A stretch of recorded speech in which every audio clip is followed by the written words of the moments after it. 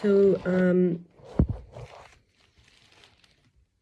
want to share how in Mesilat Yesharim, written by the ramchal, Rabbi Moshe Chaim, luzatto, the book is called Path of the Just, Path of the Righteous, Path of the Straight. And so we learn about how cleanliness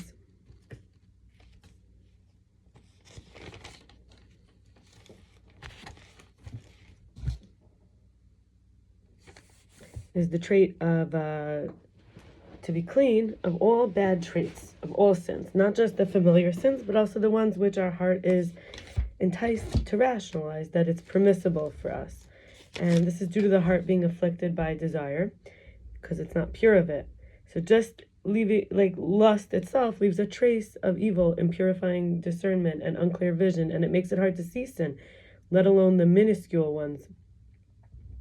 So when we're watchful, it's a little bit different than clean. Watchful, which I've discussed in previous videos from this book, which he's written. And by the way, we're up to chapter 10. Watchful is to be cautious of your deeds, as we learned, and to see that just because we do something familiar, and just because we don't do a familiar known sin, but we're not but the person's not self-mastering to keep the heart away from being pulled by the natural lust, so that they don't sway him to rationalize certain permitted things whose evil is not as well known. So in other words, he doesn't change his nature, and he cannot remove his bodily lust from his heart, and only can subdue it so that he can be governed by wisdom instead of it. Nevertheless, the darkness of the physical will inevitably, do its work to entice him, to seduce him.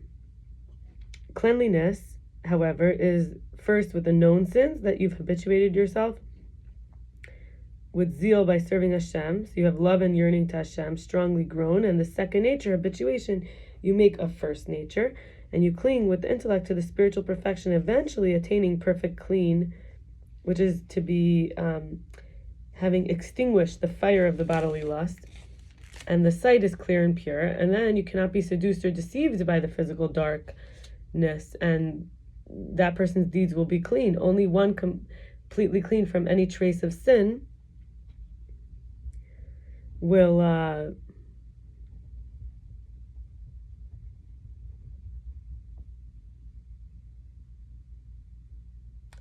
in any trace of sin or iniquity is fit to be before Hashem, to appear before Hashem. Otherwise, he will feel shame and disgrace. And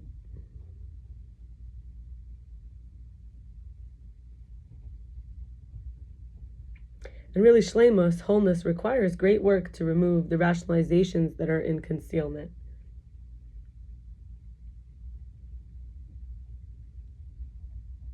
In bava, batra 1658, it says, the majority of people are guilty of theft, a minority in immorality, but all are guilty of the dust of slander, because when stumbling in this area, it's, one could fail to recognize it because of its extremely fine details. And cleanliness is difficult because man's nature, we would say, is weak with it. He says is weak with an easily seduced heart, and permits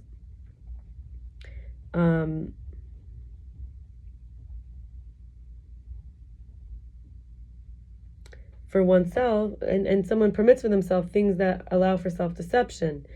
To attain this trait, one must stand in the midst of the raging battle and emerge victorious. Now we're up to chapter 11.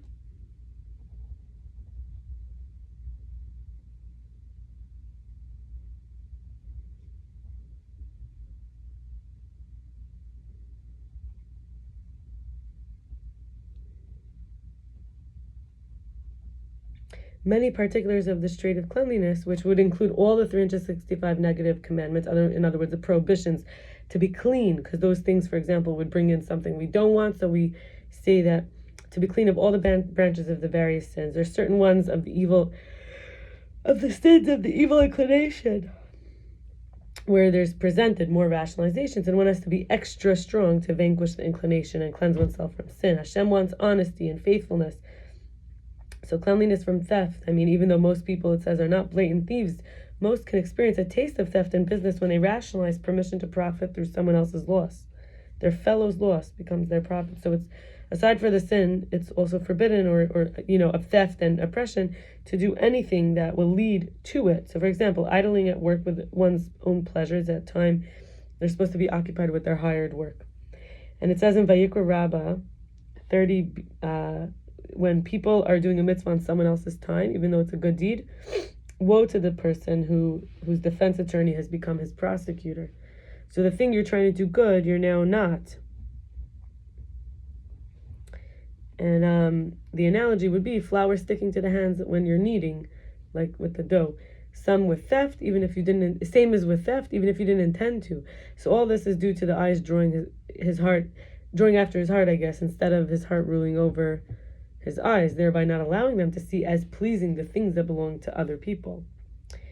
And how easy it is to be entitled and enticed and stumble to find permits which lead to deception, oppression, embellishment, justifications, convincing to get money from others. The eyes drawing the heart to seek heters, which are like rationalizations and loopholes for what seems attractive and desirable. In bava metzia 60b, it says one may not embellish old merchandise so that it appears new.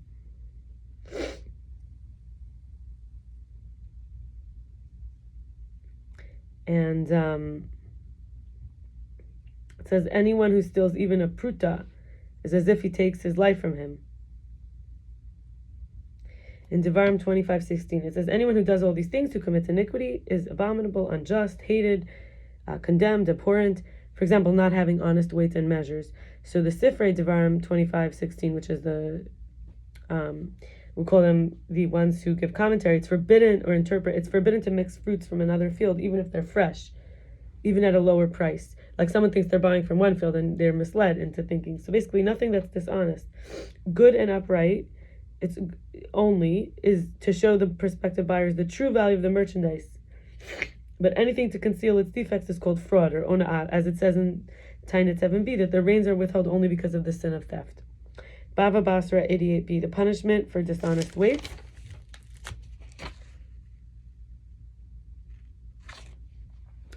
And measures is worse than the punishment for illicit relations.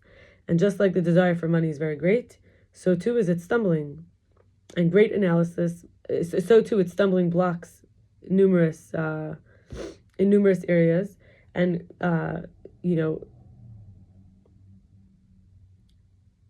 so too are the stumbling blocks numerous, just like the desire for money is great. And great analysis, meticulous investigation is required for a person to be truly clean from them. Forbidden relations now is the next topic. Included in this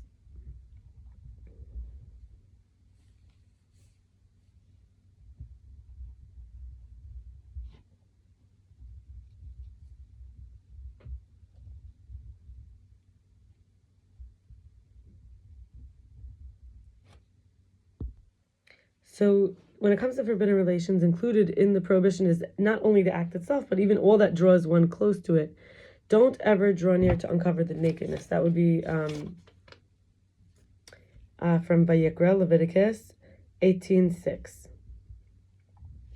Shemos Rabba 16:2, one of the interpretations, is that besides actual intercourse, kissing, embracing, caressing someone who's not your wife is also forbidden, and he won't be free of sin. Touching and hugging the woman, not his wife, brings death to himself, just like the Nazir, the Nazarite, who vows not to drink wine, is also forbidden to eat grapes, raisins, diluted grape juice, or any derivative of the grapevine. So all that resembles or draws close what